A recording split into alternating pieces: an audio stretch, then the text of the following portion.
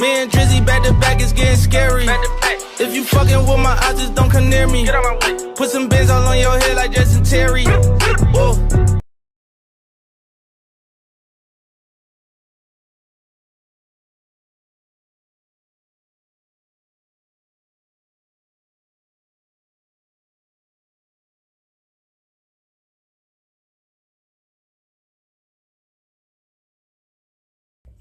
Let's go, let's go, let's get it. You already know the Faison View podcast back again with another episode. Back again.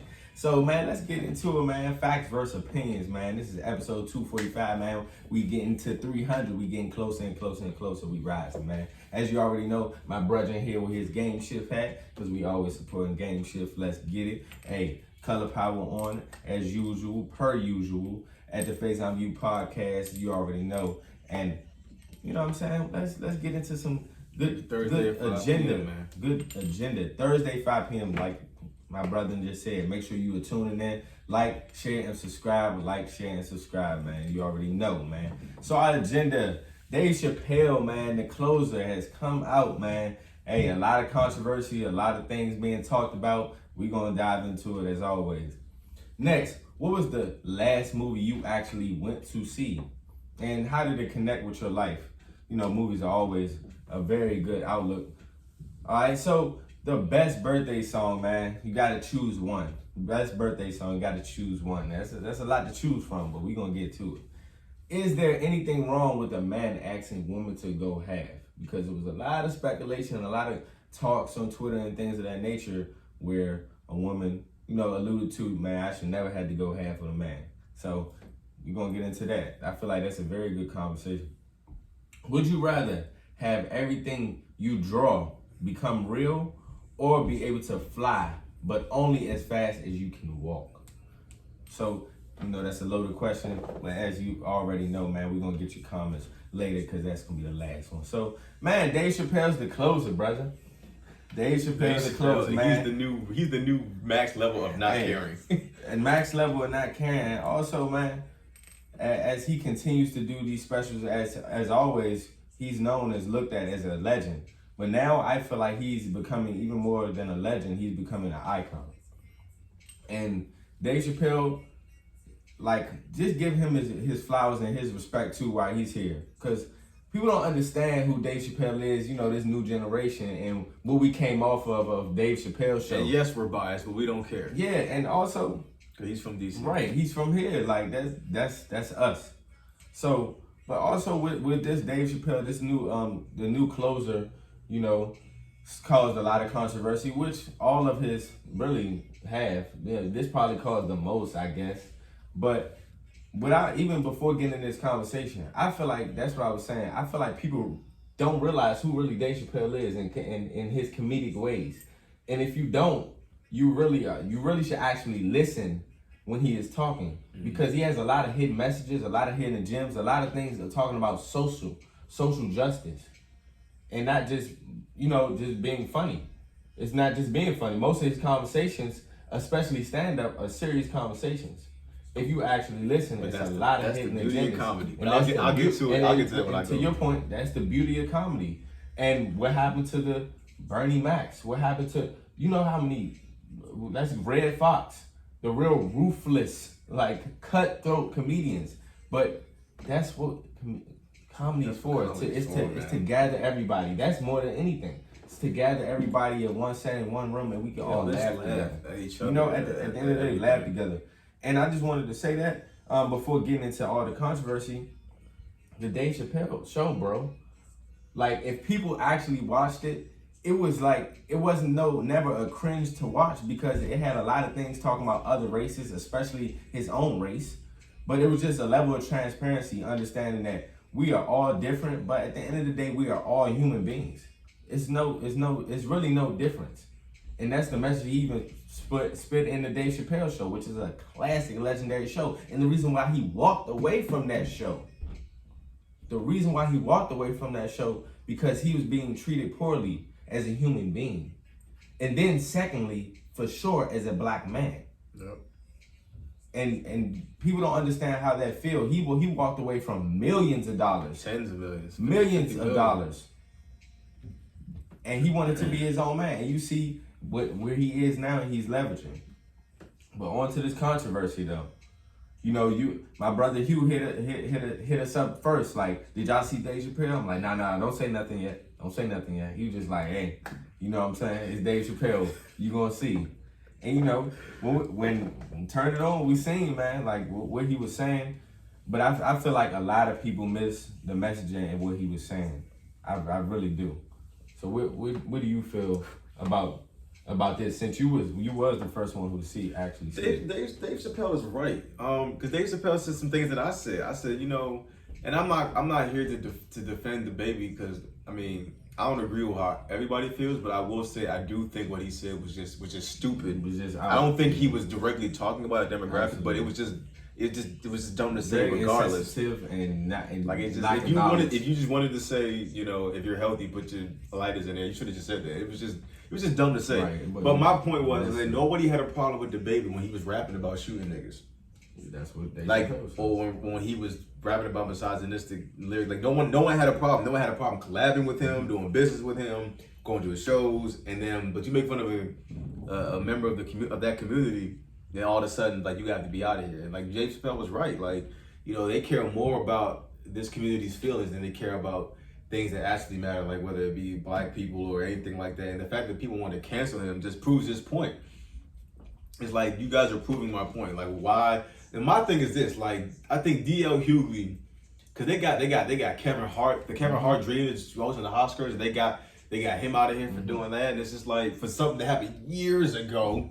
And D.L. Hughley was right. He was like, listen, man, you are not immune to jokes. No one is immune to jokes. And that's the beauty of comedy. Comedians are important because they find the humor in everything. And, you know, sometimes you have to be able to laugh at certain things, you know, whether you be yourself, anything like that. Yeah, some things can be in poor taste, but sometimes it's just about being able to laugh. And you are not immune to jokes, whether you're gay, black, white, or anything. You know, we laugh at white comedians when they make fun of black folks. Like, we don't take offense to it. Like, it's okay. Sometimes it's true and it's funny. Like, I remember Louis C.K., he had a bit about the N-word. And when you actually watch that bit, it's actually hilarious what he's saying. And it's very true and hilarious what he's saying. Kevin Hart did a whole special about his dad being on drugs, almost drowning him, his mother dying. It's called Laughing My Pain. He did a whole special about his mother's death. Like, it's okay. Like, yes, it hurts. And sometimes things are, you know, too close for comfort, but that's the beauty of comedy, is we need to be able to laugh. Yeah, and comedy is just like artistry. Yeah, like, you are not immune to jokes. It's really expression. But back to what my brother was saying, it just, at the end of the day, it just went over people's heads of what he was saying within the message. And then every time he joked and had said something, it was a message behind the joke. So for instance, like, you just brought up that whole situation. He even said, he's like, I'm not bringing this up to, you know, it was very insensitive. I'm not supporting that. But listen, you can kill a black man, but you can't hurt people in this community's feelings. And what he said is actually facts. And guess what? Guess why he ended that conversation, bro? He said, guess what?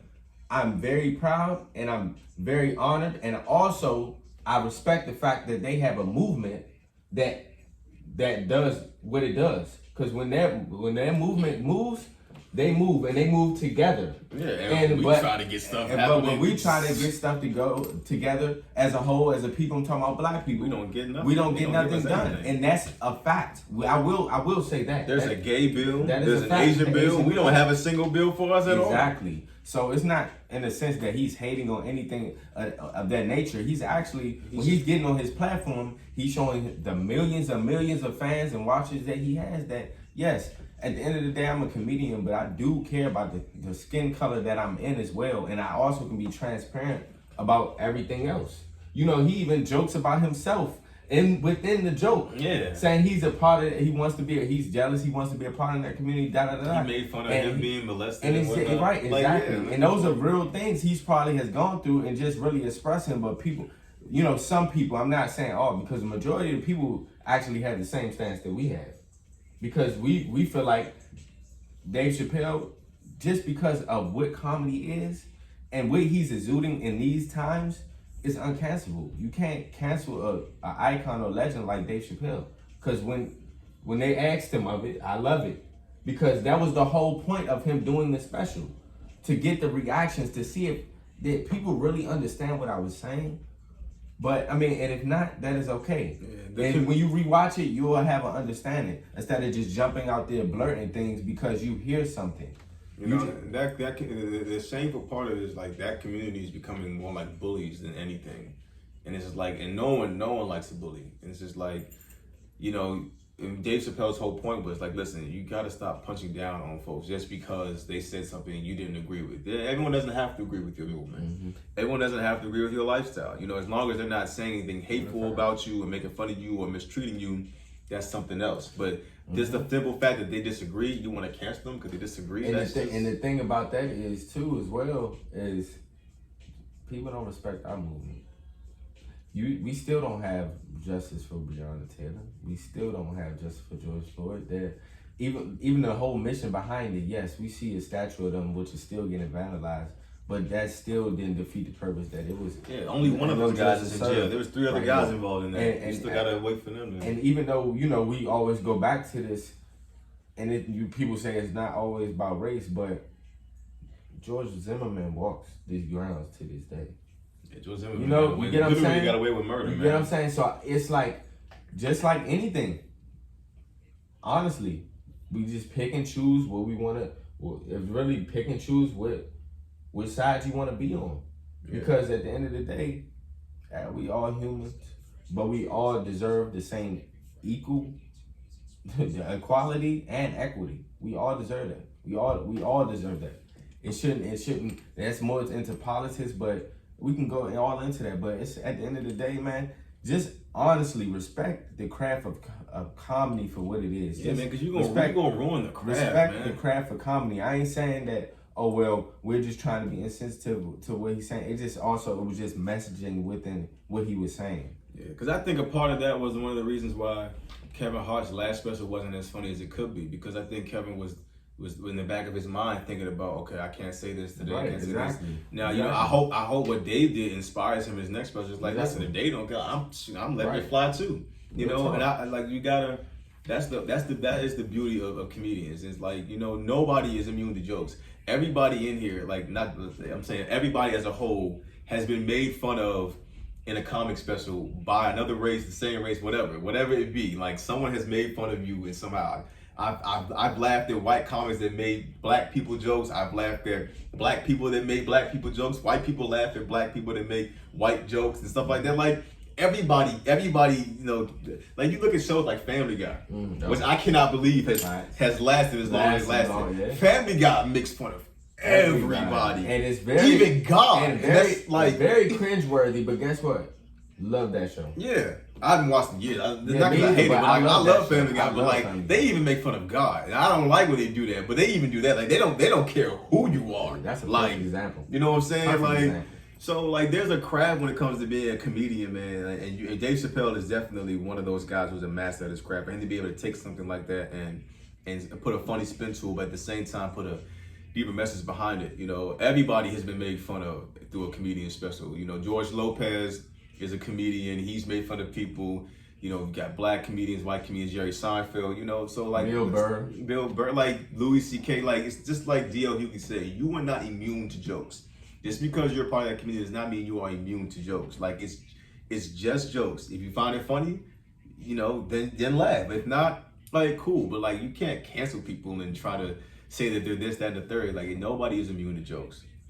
That is how it stands, and we respect and love every single community, because at the end of the day, we don't look at life like that. We look at life. Whether we agree with like community or not, doesn't mean it's not my job to treat you bad absolutely. or hate on you, whether I agree or not. Like, all the human beings, bro, for real. So let's get into the next one, man. What was the last movie you went to see, and did it connect to your life? I'm not gonna lie, I don't know the last movie I've seen. And, I do know, it's been a minute I've seen it. Like, went to like in the theaters, but I can tell you one first. You go first, actually. Candyman was the last thing I saw in theaters. That's crazy, because Go ahead. That's the last thing I saw in theaters. I need to go back. I want to see Venom. I'm gonna try to see Venom this weekend. Still my answer because I was about to say Candyman. I'm the one that told you to go see Candyman. It was good, wasn't it? He did. He really did. It was good. It was actually good. Yeah. It was good, wasn't it? Yeah. So I messaged you. Candyman was tough. As far as it connected to my life, you know, there were parts about, you know, it was like, you know, black guy in the hood every time that black person gets killed through some sort of racial whatever, that creates Candyman. Right. So I guess that aspect of it, you know, kind of connected to my life being a black man. But other than that, it was just a horror flick. Right. But it was really good. Like Jordan Peele's a genius. That director, shout out to her because she made history. She was the first, I think either she was the first female or first African American female to have the #1 movie at the box office. So shout out to her. I can't remember her name, but she was the director of that film. So she made history. Great film. That was the last thing I saw. I don't know, bro. I don't know the last I saw. It might have been a Jordan Peele movie. It might have been Us. It's been that long since you went to the movies? Yeah, bro. Because all this stuff going on, you know, I just don't. And I ain't gonna lie, too. I can say this story now, one of my stories, but I was in Florida. I used to go to Florida every summer with my family in Orlando University Studios. This traumatized me from even wanting to go to movies. I've been throughout the years, but not as much as I used to go. This is like back in, I would say 15, 16. I don't remember. I don't recall. I don't want to be wrong.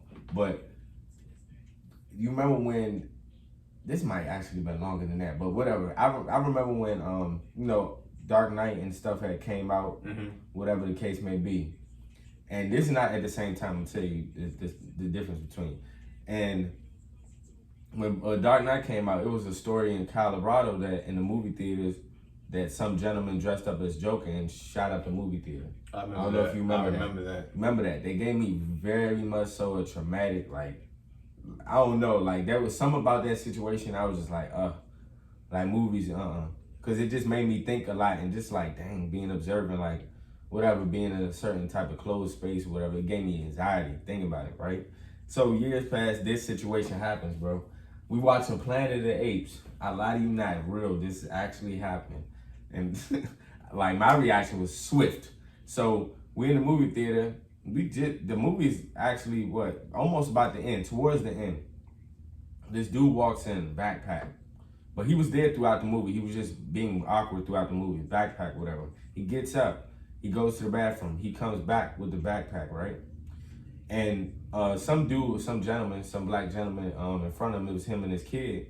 He was like, excuse me, because he was in the way. And the movie was getting real good, like he was in the way. And he was like basically, and this is another Caucasian man, not saying race actually matters, and basically in this situation, it does a lot too, but because what he said, he turned around, he was like, oh, that's you on the screen. So yeah, so and they going back and forth. I'm telling you, this man said, all right, bet, and dropped the bag and walked out. Nah, since that day, I've never felt comfortable going back. When I'm telling you, when they was arguing, I was out of there. I'm talking about out of there. I just seen the dial. I'm just like, So since then, I have not gone back to a movie like that. So I can see how that would make you deterred from the movies, bro. And Us was the last movie I seen in the movie theaters. That movie. You went back after that to see a horror flick? Huh? Yeah, that movie was dope, and that's and it's funny because the last 2 times I was that movie, because everybody was saying you had to see it in the movie, so I'm like, that's the one, and then it was another one where I went with Kyrie. That's the last times I actually been, but for sure with that Us movie, because Us was that it had so much of a meaning, people couldn't even figure out how the ending was, what was being talked about, because there was so much imagery in all of it. That's why I like Jordan Peele movies, and I felt like. Shoot, that was just a dope movie. Okay. So that was definitely one of the best movies. Yeah, I'm definitely trying to go see Venom. Yeah, now we gotta see that. And I haven't seen Shang-Chi. I'm trying to get caught up in my Marvel stuff. Like I'm watching Loki now, and then I gotta watch What If, and that's all supposed to connect to Shang-Chi. I like Loki and then that's the Eternals is coming soon, and the new Spider-Man's coming. I gotta hurry up so I can get my timeline straight. Get locked in. All right, so man, the best birthday song is, man, there's been talks about this, man, so I just brought it up. What's the best birthday song? I'm always a fan of In the Club. Either in the club, you can never go wrong. Birthday. Yeah. What? In the club. Bro, that's one of 50 Cent most timeless records that's always gonna be They used played. to play that 20 times in a row in the club. That's what they used to say. So smart, bro. They said back then they used to play that 20 times in a row. Like, you gotta think about how smart that is. Like, certain songs, like Bone Thugs and Harmony, First of the Month, like songs that actually apply like to life and that's timeless is different. Like, you gonna always hear that song. I don't know, then you got 2 Chainz, It's Your Birthday. Oh yeah, the ladies always gonna love that one. With Ye. And then the ladies always gonna love Say I with Trey Songz. That's for sure. But like you said, I'ma pick the classic Stevie Wonder. Come on now. Stevie Wonder, that's another person that don't get his just due credit. I love Stevie Wonder. Like that. First concert I ever been to was Stevie Wonder concert. For real? Yes. What? Yes, my mother took me to see For him. Yeah, my mother used to play the Definitive Collection all the time in the car, and I just fell in love with Stevie Wonder. And then when I was in 8th grade, for my 13th birthday, he was coming to town, and she surprised me with tickets. She took me to see him. I was standing up the entire time. It was so awesome. That's so dope, bro. That's a different type of experience. Yeah. That's a legendary. Like, ooh, man, my boy Stevie Wonder don't get his credit. He don't get his credit. Facts. I ain't gonna lie, like you know we're all big Drake fans here. I ain't gonna lie, the one song he did miss on was Ratchet Happy Birthday. I don't know what he was thinking, but that I knew you was not gonna go by without saying that. I be hating when people put that song. I'm like, bro, why y'all play this? This was not it. I'm sorry, I love Drake. I know what he was trying to do. It just didn't work. This is the one time it didn't work. Yeah, I agree. Over time, it became a better song than what it was, but like, I get what you're saying. I know what he was trying to do. I'm not gonna lie, when I first seen the title, everybody was wilding. When I seen the title, I'm like, oh yeah, this is it. Yeah. I was like, it's over. I know what he was trying to do. It just didn't. Yeah. But he just changed it. Like the aura of it. He just changed the aura of how it was depicted, because everybody came into it thinking it was gonna be like, you know, a club record. Yeah, I know he was trying to make like a classic Happy Birthday song. Right. Facts. Yeah. Facts. But I mean, that's one of them. So but there are some people who like to put that one up. I know a couple folks who've done it, so that's why I mentioned it. It's many birthday songs, so make sure you comment below. What is your best birthday song? We're gonna see who win. We're gonna see who tally up who win. He said In the Club. A lot of people gonna say In the Club. I said In the Club or Stevie Wonder, but you can have Stevie Wonder. Go ahead. But yeah, you did. You know he did. I'll take In the Club. He did before. I'll say Stevie Wonder because, like, that's always gonna be in our community, especially in our community. It's gonna be always be played. So man, this is the one. So, is there anything wrong with a man asking woman to go half? I feel like it should be criteria to this. Yeah, it depends on the situation. I'm tired of this question being asked to rich people. Right, and I think. Like, you ever notice that when you watch, anytime this question is asked, does your woman pay the bills? Oh no, it's always to someone rich. I'm like, bruh. I think yes and no. You know what I'm saying? And the reason why I say it's something wrong with it going half is because it's criteria. Like I said, so it's a yes and no for me because it's criteria. Like, I'm not just gonna simply ask my woman, you know, like, if we going out or anything like that, like, do you want to pay? I'm gonna extend my hand always and things of that nature. Definitely always. But like, say for instance, I wouldn't, but and that concept, what they were saying is just like, you asked me to go half for this meal. I'm like, nah, I wouldn't do that. I'll pay, especially my woman. You my woman, I'm not gonna do that. We're not gonna go half. And I can see it's just like, oh, you pay or I pay. Yeah. You know what I'm saying? Whatever. It's no big deal. But again, situations is different. Right, it's criteria. Like, everybody is not like the last time I saw this question asked, it was Gillian Wilde. They were asking G Herbo if his shorty pays for anything, and she does. Right, for the and the Gillian Wilde said, well, I don't roll like that. I'm like, you guys have money. Go ask the guy that's making $20 grand a year, and his wife doesn't make that much. Go ask them if they splitting the bills. Because that's what they have to do to survive for their family. Right, that's everyone doesn't make enough money for them to pay for everything. And I feel like you put it in a perfect way because it depends on your tax bracket. It depends on a lot of things. My dad, like me and my dad, my mom, they have the stuff that they pay for. But I will say my dad is definitely that he makes more money. He's paying for more stuff. Like, if there's work needs to be done around the house, he's doing the work. And if he needs the tools to do the work, he pays for the tools to do the work. If someone has to come in to do it, he can't do it. He pays for it. You know what I'm saying? If we go out to dinner as a family, he'll always pay. Right. Like, most of the time he'll pay for everybody. Lately, you know, because we're older now, me and Nicole got paid. But if he asks us all the way, we all need to go out to dinner, he's gonna pay. Right. You know what I'm saying? He's going to pay. And I respect when he took me out to dinner last week, he paid. Right. And exactly what you saying is exactly when how we go on vacation, both of us will be. You know, I mean, now that we're older, yes, I gotta buy my own flight. I gotta pay for my own room. Same thing with Nicole. But like, even still, like if it's a vacation, you know, my dad's gonna pay. He's gonna pay the lion's share. That's just how he. And I believe the man it should hold the household down, but also too, it's not in the sense that I don't want to sit here and be like, oh well, don't contribute. Yeah, like my mother pays the cable. I don't want anybody to be their phone bill. Right. She does that. She takes care right. of. At the end of the day, yeah. This what blows me too, bro, is the fact that like I'm putting this on the man too, like having like a lot of women, like especially like celebrities, and since we were talking about rich celebrities, like put their woman like, oh no, I got all this. But at the end of the day, they end up coming out, but like, oh well, I didn't want to be dependent on stuff like that. In the same way, it's just like, bruh, I don't want anybody to be dependent on me. But guess what? I know that I got you. I know that I got you, but I still want you to be your own person. You do your own thing, get your own bag too. But I'm like you said, for the lion's share of things, I'm gonna pay for that. I'm gonna do that, especially for my woman or my mother and my family, and my kid. Like, of course. Yeah, and I think there shouldn't be a problem with I feel like this should be a big topic. Like, you know what I'm saying? Like you say, it's based off of people in their situation. That's really what it's based on. And women want men to pay for everything, but then it's like you have to also consider like you shouldn't have a problem with paying for certain things because there's also some things that a man is going to do that you're not going to do. Right. That doesn't even require money. You're not going to take out the trash. You're not going to cut the grass. Mm-hmm. If the gutters need to be cleaned, you're not gonna clean the gutters. Mm-hmm. You're not gonna fix the car if you can't fix like your man's gonna do all of that. So it's like, yeah, why wouldn't you at least pay a bill or two? Because he's gonna do some other things that don't require a bill to be paid that you're not gonna do. So like you want me to pay all the bills and I gotta do this too?